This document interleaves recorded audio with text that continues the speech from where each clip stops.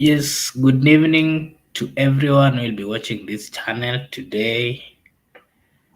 Today we are lucky to have my brother, Mr. Barak. Mr. Barak, good evening. Good evening, Mr. Mark and our viewers. Nice to have you join us tonight, and we are looking forward to having an interactive session. Thank you. Okay, fine, thank you. So today being 1st of August, and it's also a Thursday. We have to thank God that we've reached up to this far because of His mercy. So before we get into the issues that you're supposed to talk about today, briefly about the issues that we'll be talking about is the nomination, the vetting of the cabinet secretaries, which started today. We have the issue of some of them, especially those, the former governor of Kakamega and of the former governor of Mombasa, they're still having issues with the EACC. So we'll also tackle that. And then the court nullified the finance bill of 2022-2023. We'll have a look into that. And then the stand of the Azimio, especially on the support of the government, because we've seen that the ODM is speaking differently from what the other Azimio co-parties are saying. So we'll also look into that. The issue of the finance bill, it's the court nullified it, and we will look at the implications that it would come with, and then we'll also look on the issues which were tackled by the nominees that were being vetted today. So first,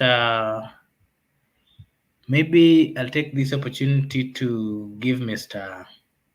Barak a chance to say something uh, about the vetting which started today.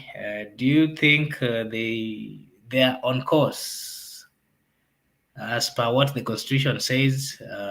I've seen that they are doing it even on weekends. That is on Saturday and Sunday.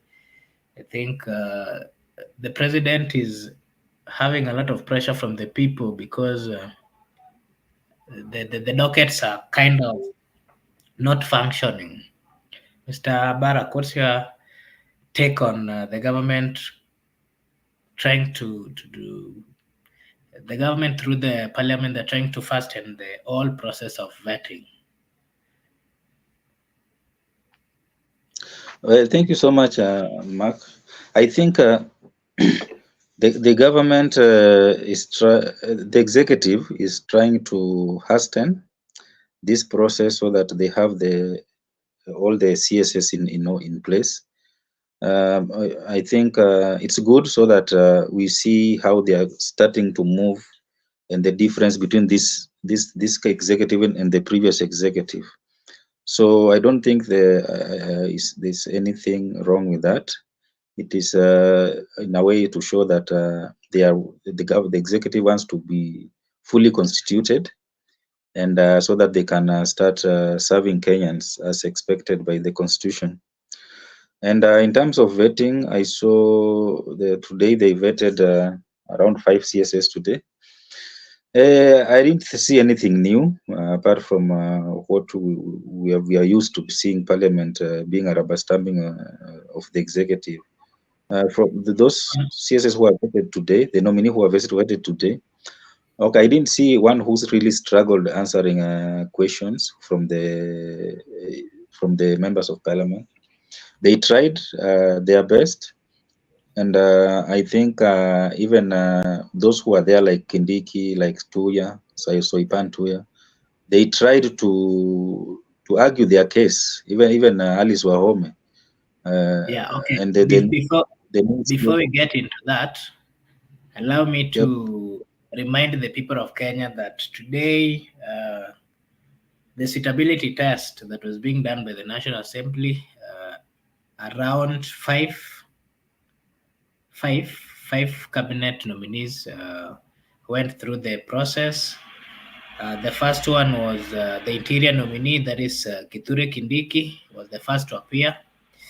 And then Dr. Deborah Mlongu, that is the health nominee.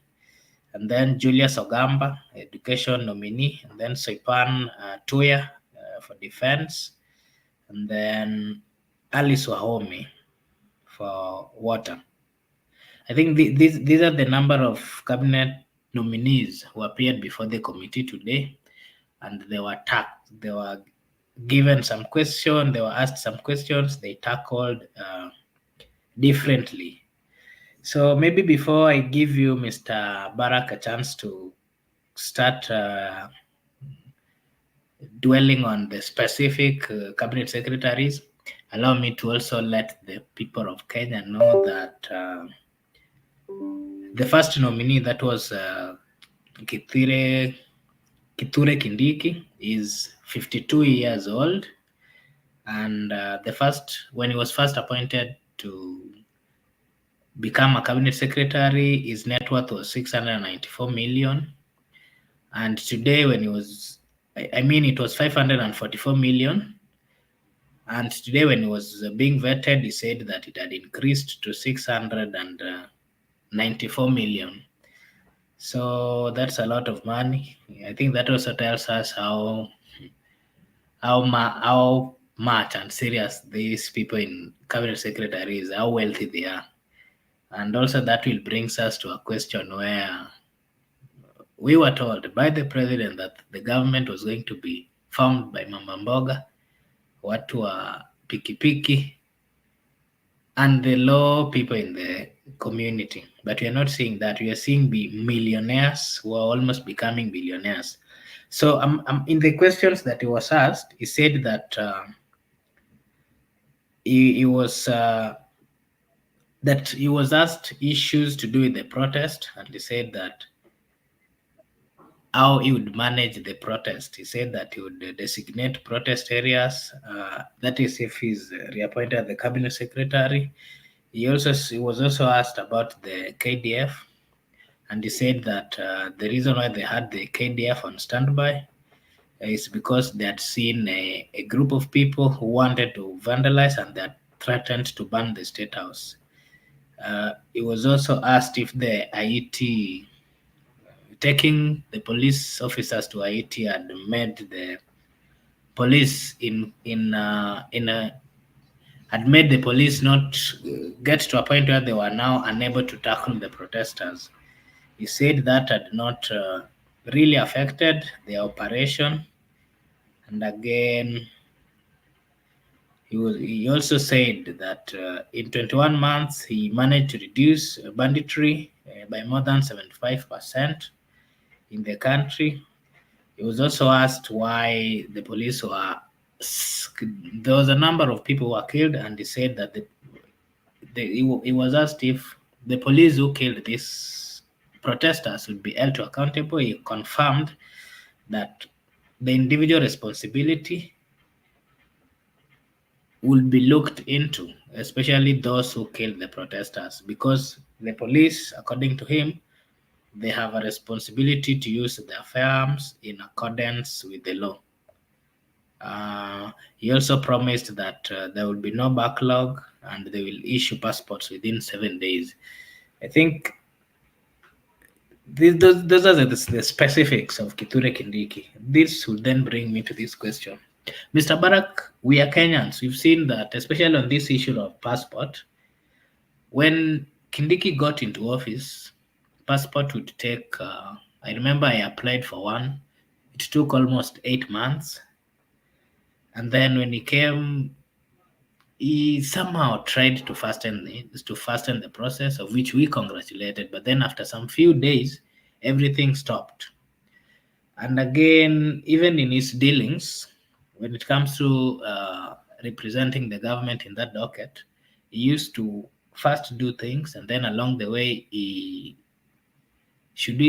got tired. What's your opinion on this nominee, Kithure Kindiki? what do you know about him? Do you really believe that he can perform these duties diligently in this docket of interior? Well, thank you so much. You've really talked so much about the CS nominee for Interior, Honorable Professor Kindiki. And you remember even when this infotruck was trying to do their opinion polls, they were rating him as the best nominee, as the best CS under Ruto's government executive, and he was voted several times as the best CS by the people of Kenya. Therefore, I think I believe he's equal to the task, irrespective of the few challenges that bedeviled his ministry when he was there. In terms of the passport, passport is a huge enterprise in at immigration, because once the system is not working, the people who are working there, the officials who are working there, they make a lot of money out of that confusion. And when I remember Kithure Kindiki declaring a Nyayo house as a crime scene at some point, because he had tried to intervene, but his interventions were being met by resistance from the officials at the immigration.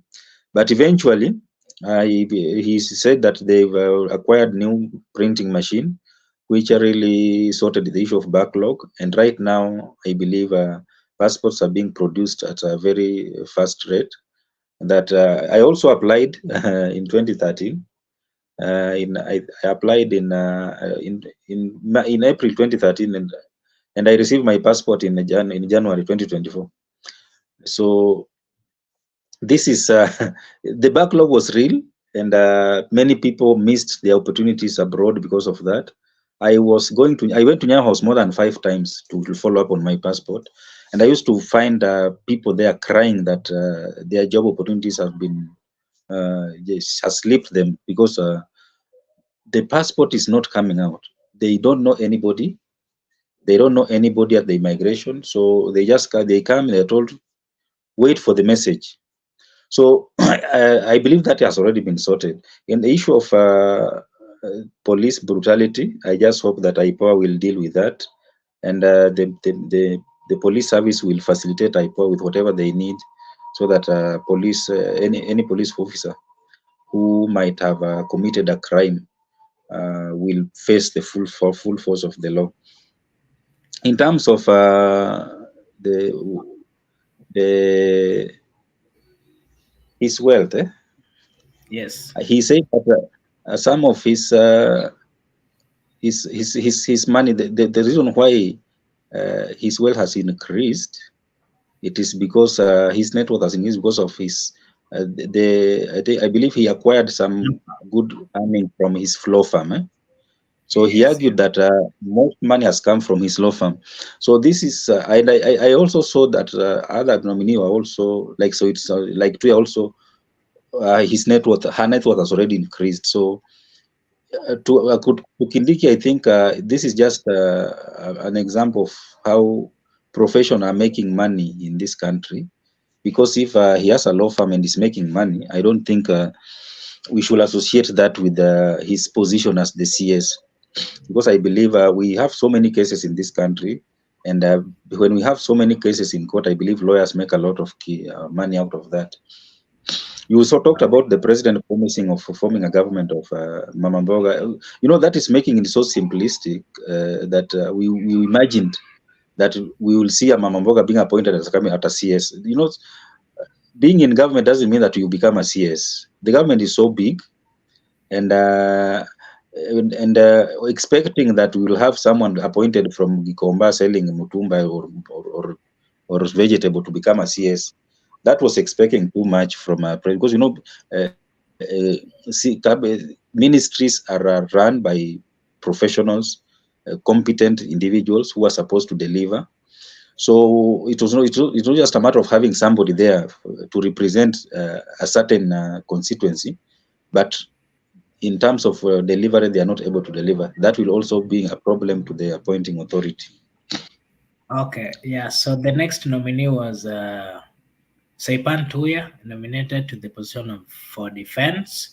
A net worth increased from a net worth is 243 million from 156 uh, in October 2022. That is when she was first vetted.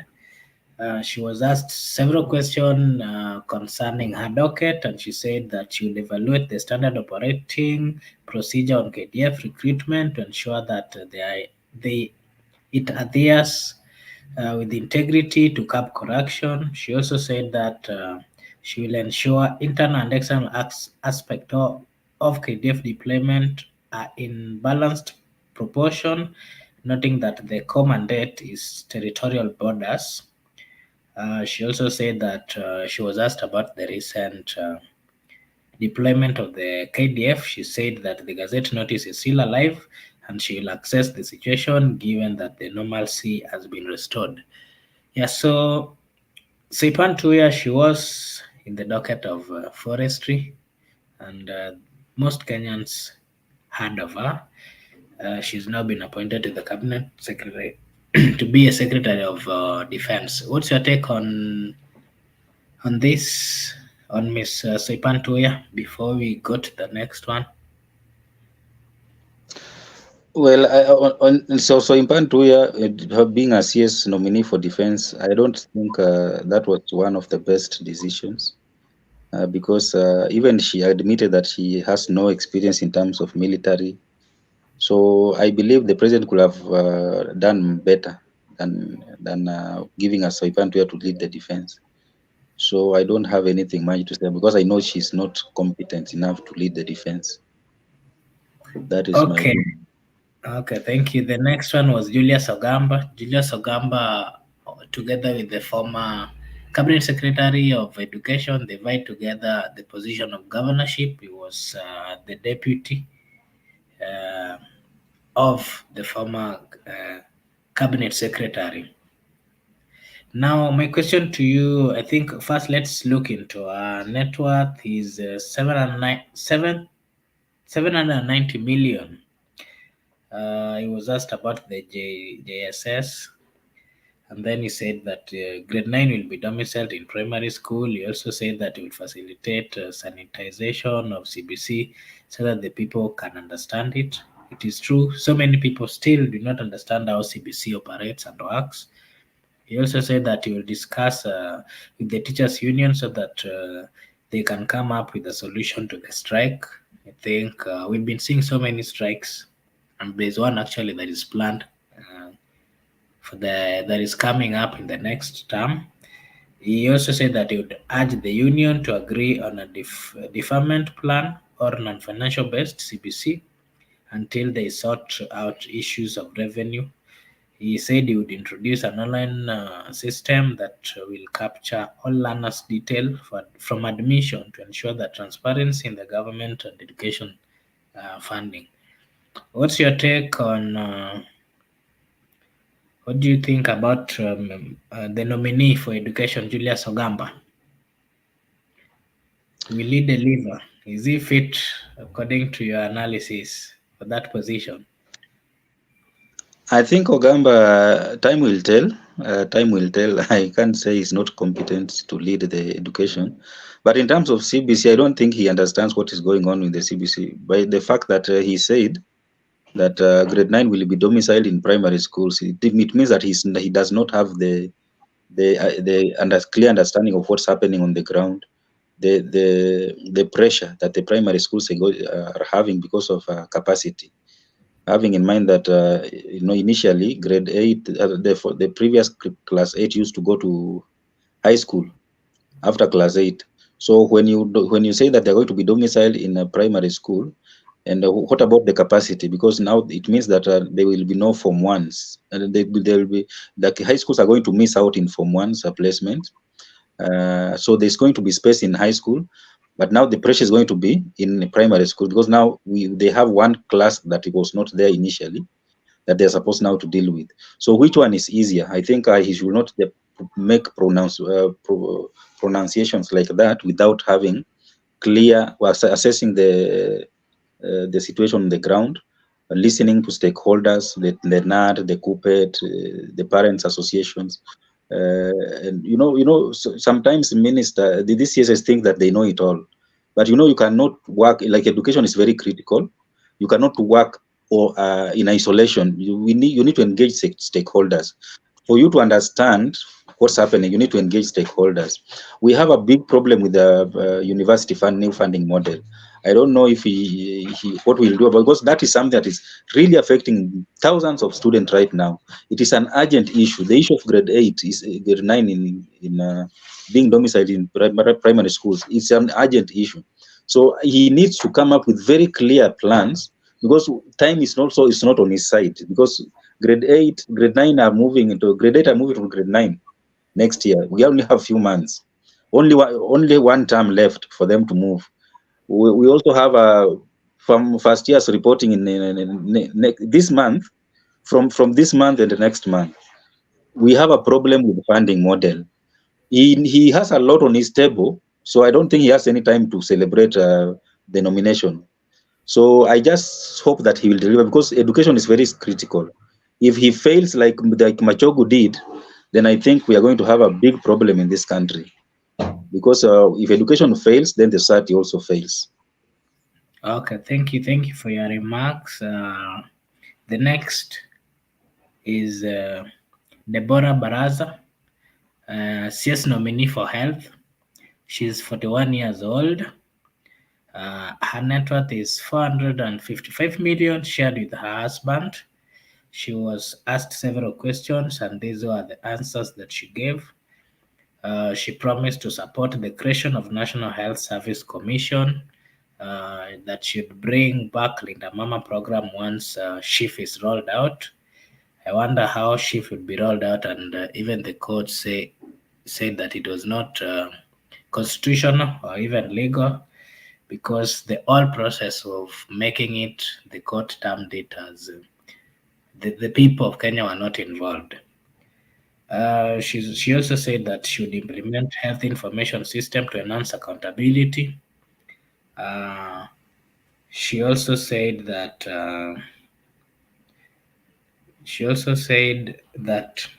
she will leverage technology to curb corruption in the health sector, and that she will dialogue with stakeholders to come up with a lasting solution on doctor strike.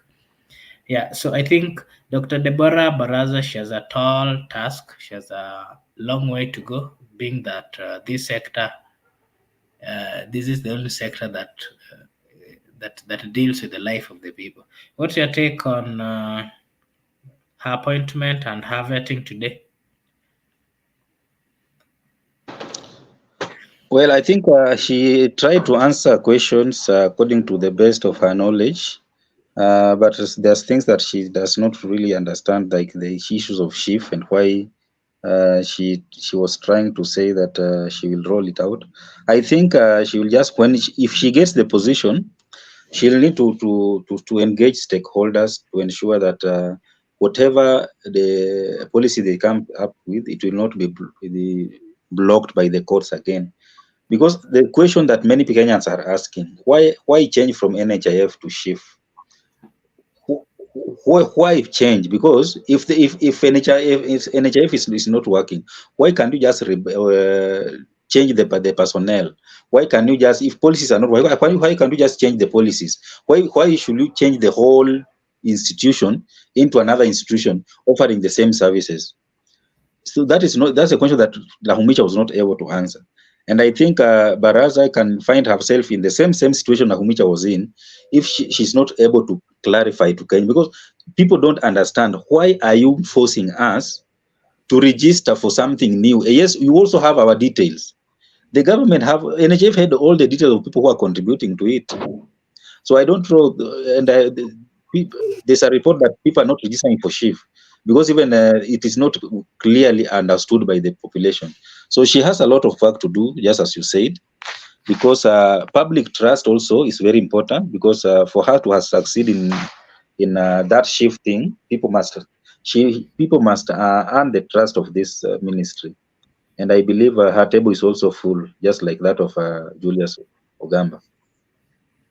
Okay, fine. Thank you. The next one is Honorable Alice Wahome, CS nominee for lands. She said that her net worth is 327 million, shared with her husband, and this is an increase from 218 million when she was first appointed as a cabinet secretary. She said that she needs a big budget of about 40 billion to secure all the land records and digitization. I think on that, I think the people of Kenya have been having issues when it comes to land records. You find that one parcel of land, uh, you may this actually so many conmen are getting into the pockets of Kenyans because you find that one parcel of land is registered under several people. I think she has a lot to do on that, so that the people of Kenya are not conned. People have been buying lands which are not actually really owned by the people who are selling to them. She also said that she cannot change the land tenure from the freehold to leasehold without owner consent.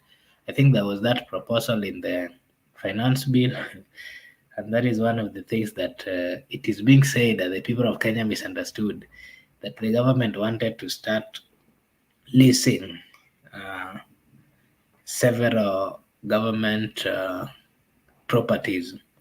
And then she said that she expect 25 billion per year from housing levy, that she will involve the parliament to amend the Land Act to stop land cartels. I think that's a serious one. The land cartels are so many in the republic, and the people of Kenya are crying for.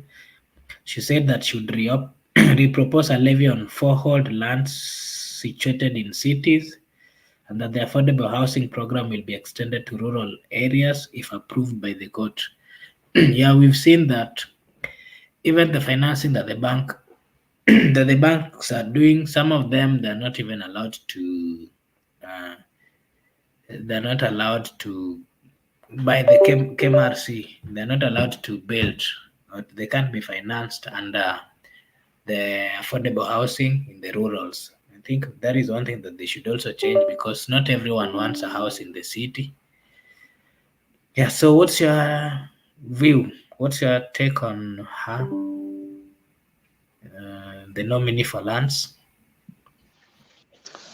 I think lands ministry is one of the most corrupt land ministries in this country due to the fact that they say that cartels are there and they are trying to swindle people the money, especially land records, land register, the issues of title deed, and also this issue of digitalization of land records. I don't know why it's a story. I remember even I don't know if it's Honorable Ngilu who started it when she was there as the lands minister, because it has been there. It's not a new thing. Every CS who comes there talks about the same. They live there without solving it. Another one, the CS is being brought on board. So it's just like moving in a circus without having a clear conclusion. So I hope because she has been there for like 2 years, almost 2 years. Okay, not total, I think around 1 year because she started at water, then she was moved to lands.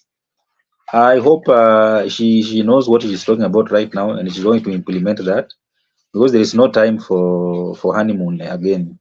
I remember there's a day she went to see another land and she was even locked in the inside that land by some goons.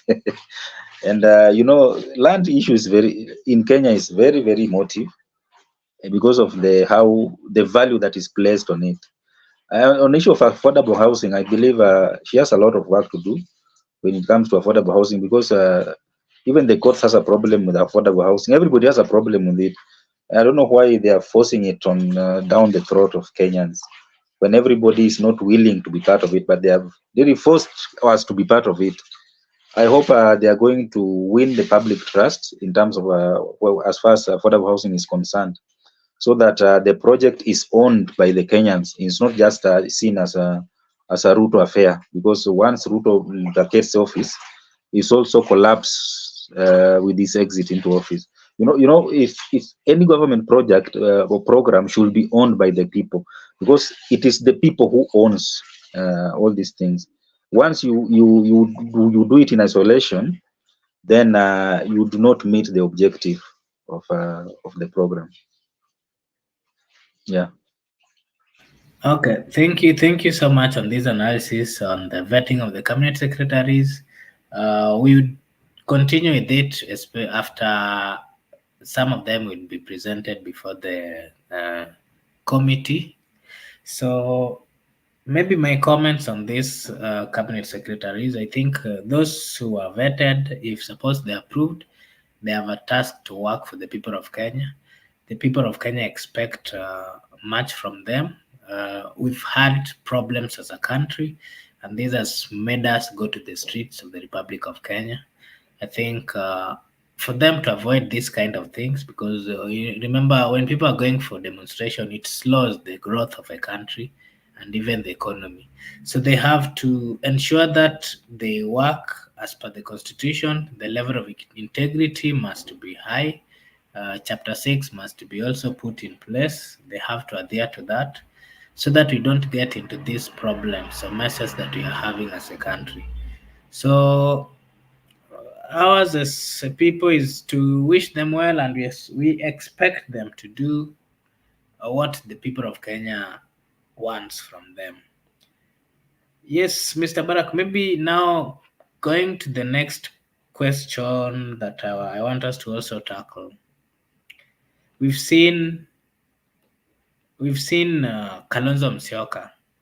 Not really. Before I get to the Kalonzo Musyoka's uh, issue with the other parties within the Azimio, there's been this issue of finance bill that the court nullified yesterday. That is 2022-2023 financial bill, and the court said that it was passed and it did not pass the threshold that is required within the constitution. Now, my question to you is: I saw there was a member of parliament. There's a member of parliament that's done, not, yeah, Senator Dan Manzo. He was asked the same question, what that would mean according to the constitution of Kenya. And he said that, and I quote his statement, that the further deletion of Finance Bill 2023 means that we have to go back to Finance Bill 2022. We have to utilize what former President Uhuru Kenyatta left, and that the Court of Appeal has done justice to the country because bad laws were passed and were pushed to the people. End of quote. What's your view on this annulment by the courts of the Republic of Kenya, especially on the Finance Bill 2022-2023? No, 2023-2024, yeah. Well, I remember the Finance Bill 2023-2024 was led to Azimio calling for demonstration, which led to the killing of more than 75 people. And I remember then, when this government took over, they came in office with a lot of bravado and a lot of chest stamping, and they were not ready to listen to any other opinion apart from them, apart from their own. And you remember even when there was so-called public participation, people really objected the finance bill, especially these issues of housing levy, these issues of raising pay as you earn of specific people. People came up with many objections for specific clauses, but they did the finance committee led by Kuria Kimani. They rubbished all these people. They in fact they were saying that you people don't understand. They were telling people that they don't understand how these things is good, and they pushed it down to the throat of Kenyans.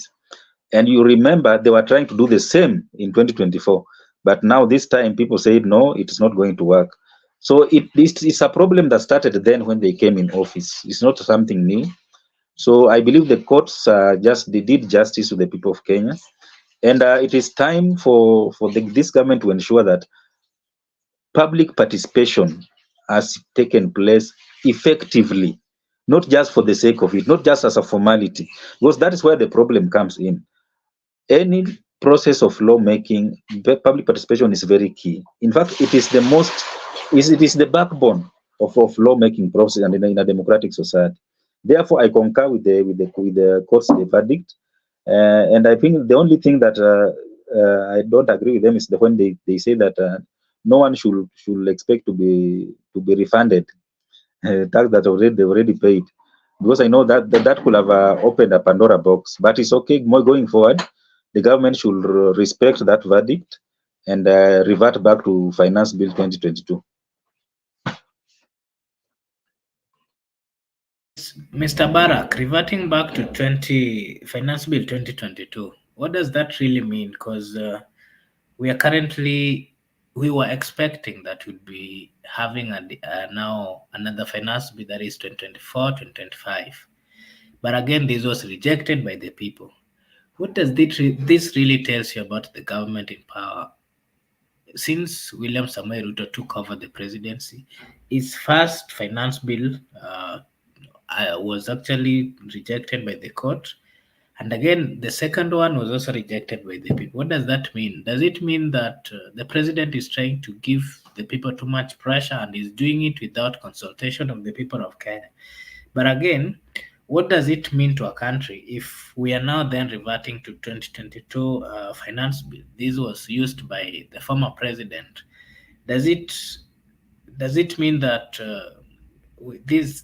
What does this mean? Is it not lagging us behind when it comes to development? And how will the government use the finance bill 2022 to actualize their manifesto on the things that they promised to the people of Kenya? And where are they even going to get the funds now?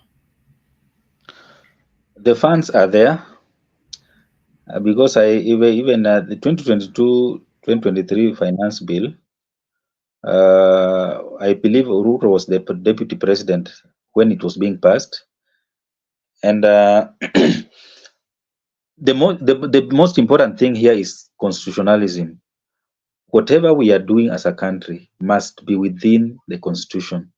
We should not behave as if we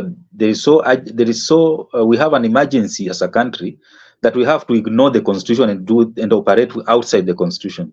Because if we set that precedent, then I believe even the coming governments in future will just take over from where Ruto will have left it and continue with the same precedents. Therefore, it is important to understand, for this government to understand, that any law making process must include the people. People must their contribution must be factored into the law making process. Public participation was not put in the constitution as a formality. It was put in the constitution so that it is part and parcel of law making, because you are making policies for these people, to tax these people. Their input is equally important on how they should be governed. Therefore, the government came in office pretending that they know it all. They know how people should be taxed. They know how people should be governed, and the people don't know anything. And now this is now the repercussion of ignoring the views of the majority. We have people who are highly knowledgeable, highly educated, very learned, and they are not in government. And these are the people who come and give their views during public participation. And you find that we have incompetent people who are not even knowledgeable, who are sitting in the position in government, and they ignore this very vital information, and they go and implement their own ideas. And now you see where we are finding ourselves as a country. Therefore, it is important for the government to understand that going forward, public participation must be, not may, must be included in any lawmaking process.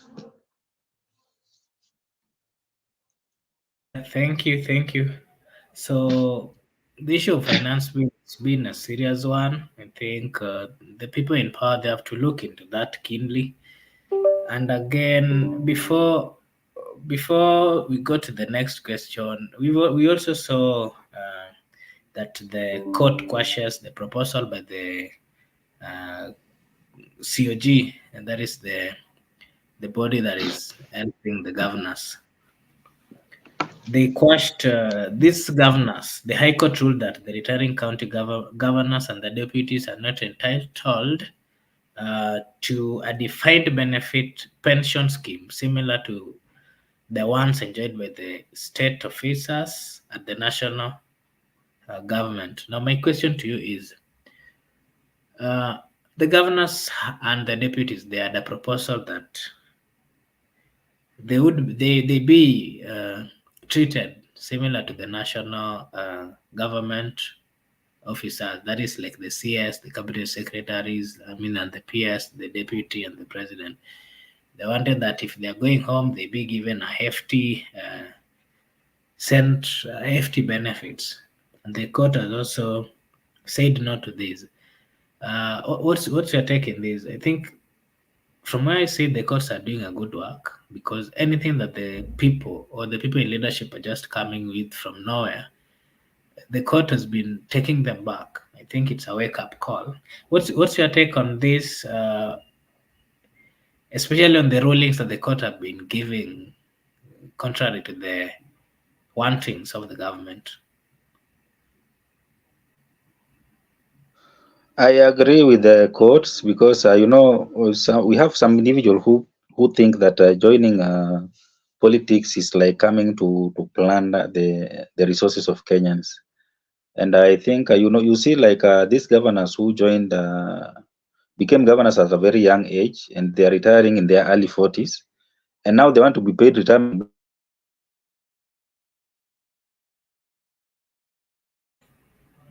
Sorry, I can't hear you. I don't know. I think we've lost him. Uh, but yeah, so the ruling of the court was against the proposal of the governors and the deputy governors. They wanted that if they're retiring, the government would give them a package, a good send off, similar to that of the deputy, or the president, or the cabinet secretaries. But now the court has quashed that proposal. I think to me, it's a good move. Yes, you're back. Kindly, you can proceed. We lost you. I was saying, I think, I was looking at these governors who joined, became governors at their early age, and now or if, and now asking them, even others are retiring. So asking the Kenyan public to pay you for the rest of your life, simply because you are a governor, I think that will be asking too much. And I think right now Joho is a nominated CS. He has been nominated to serve in the CS, in the executive, and he retired. Imagine now if he could have been earning retirement benefits or pensions. Don't you think that will be taking too much from the public?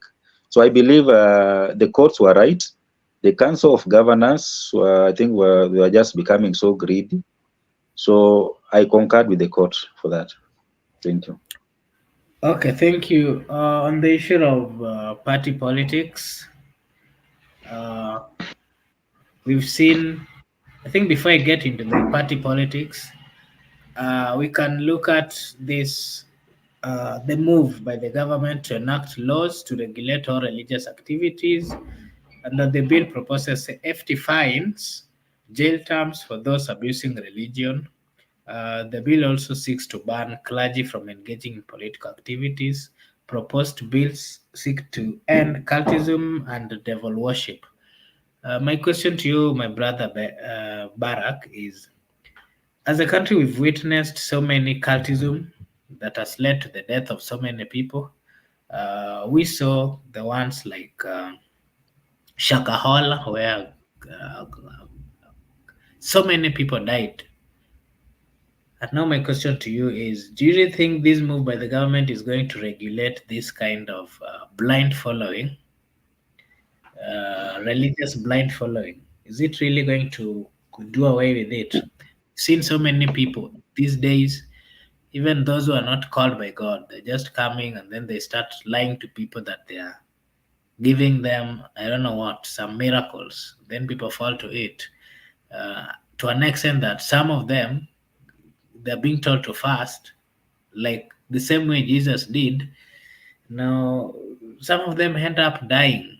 Some of them are even being killed. This some of the churches are actually cultism, but they are being lied to that they are really churches. What's your take on this bill? Well, I think this bill is going to have a lot of problems because number one, the constitution states that there's freedom of worship. So how can you say that someone is worshiping the devil? You know how proving that can be a problem, uh, and even trying to say that someone is a false preacher or because you know some things are very difficult to prove. I believe if for we just need seriousness. And sometimes, you know what Kagame did in Rwanda. If we can borrow from what he did, sometimes you don't need these things to go to, you don't know, legislation, because people will go to court and the court will say this they are and the law is unconstitutional. Because number one, you cannot say someone has not been called by God, because how can you prove that someone has been called by God? In a court of law, you cannot. So that's why we have a society where people are being scammed every day in the name of religion, and the government is helpless, because even if you arrest this person and take them to court, they will still be set free because the constitution guarantees freedom of worship. Therefore, I think we just need a serious enforcement of policy, the way Kagame did in Rwanda. You don't need because legislation will not work. As long as we still have this clause of freedom of worship, it will not work. We have a very vibrant judiciary that anybody will just walk in the you just go to the court, and that section that bill will be declared unconstitutional, just like others as well has always been declared unconstitutional because of this freedom of worship. So if I were the president, I would just borrow from what Kagame did in Rwanda, and within 6 months we will have a very sanitized society where we don't have religious conmanship existing in the name of offering miracles, selling, I don't know what, in the name of even others I hear this day they are giving miracle money.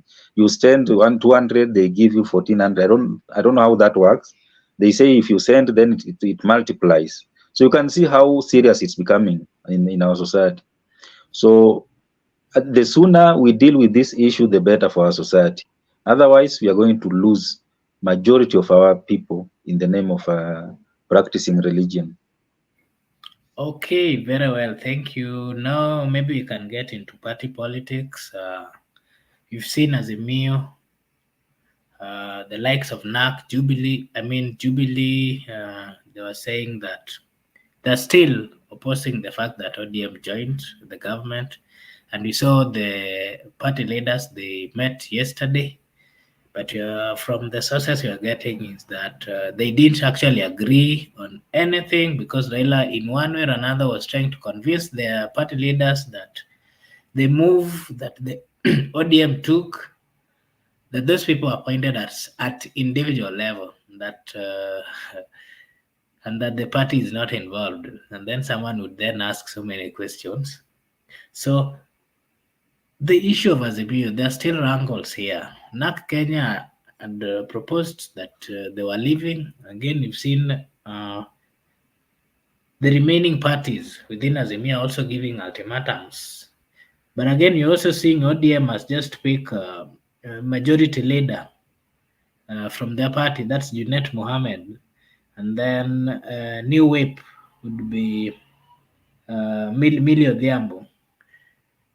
We've not even seen them pick anyone from other parties. What's your take? In this party politics, where are we headed with it? Maybe before we end the show. I think I don't know who expected those people to come from other parties, because those were ODM positions. The minority leader was Wapio Wandai, who was ODM, so he had to be replaced by an ODM member. Junet Mohammed was a chief whip, a minority whip, who is also a member of ODM. So he had to be replaced by an ODM member. They said the chair to PAC, who was John Mbadi, was also ODM member. And that's why Caleb Amis has already as replacing a member of ODM. So expecting because the Wiper also has their own positions, like the deputies of these people, they are Wipers members. So expecting that ODM could have given those positions to another party, I think that is expecting too much from ODM. And in a matter of party politics, everybody is fighting for their party.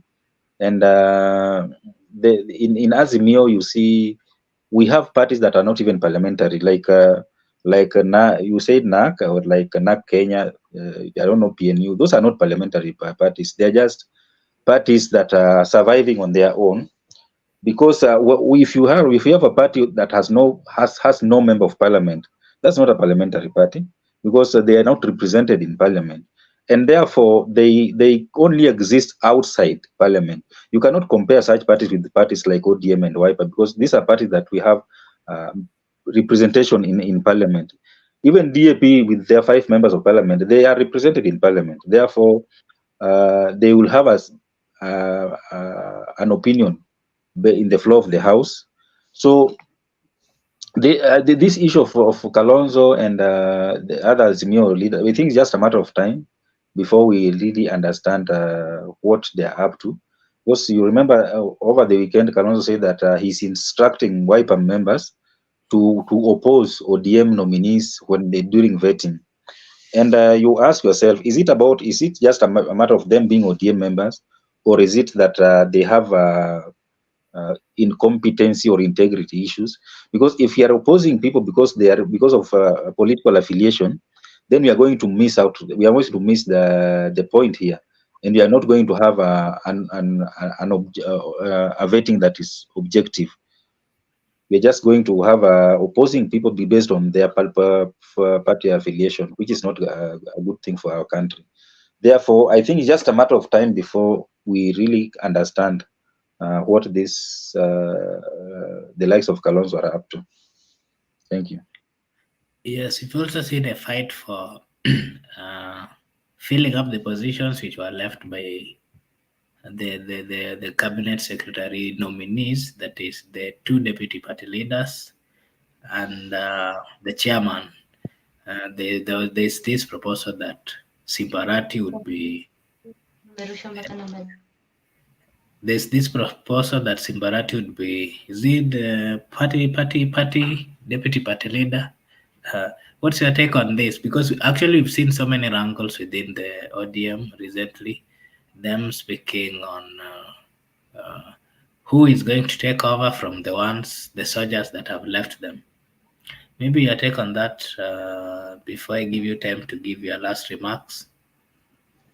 Well, I think that is not really wrangles. Those are just people positioning themselves to take up positions. In politics, nothing is given; you take it. Yeah, So that's why you see. we saw the same with the UDA, and that led to injury of Yeah. someone. The So guy was wanted to take it. yeah, in politics, you take it. People have been waiting to be given position, and you see them always crying that they've been shortchanged here and there. In politics, you position yourself to take up leadership that is available. For example, we have 2 deputy leaders in ODM. Yes. Oh, sorry, I don't know whether he's still there. Can you hear me?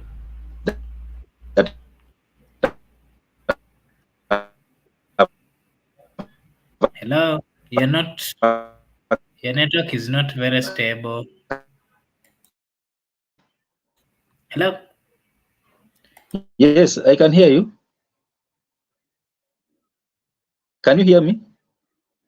We were unable to hear you. Maybe your network was not Hello. very. Yes, we can hear you now. You can proceed.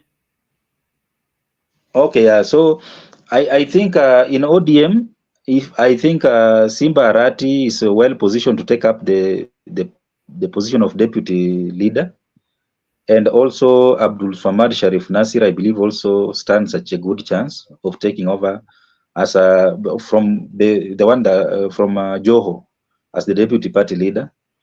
Now the national chair, I heard we have front runners like Godfrey Ososi, or I believe Ososi is equal to the task. I think if that is given to him, it will do him a lot of good because he has been a vibrant member of ODM. And remember, he's the senator for Musalia, the prime cabinet secretary.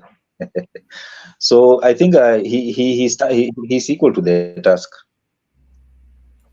Okay, maybe your Yeah. last remarks before we end the show. First, before you give your last remarks, allow me to take this opportunity to thank all our viewers. Thank you for your time and being with us. Thank you for your comments.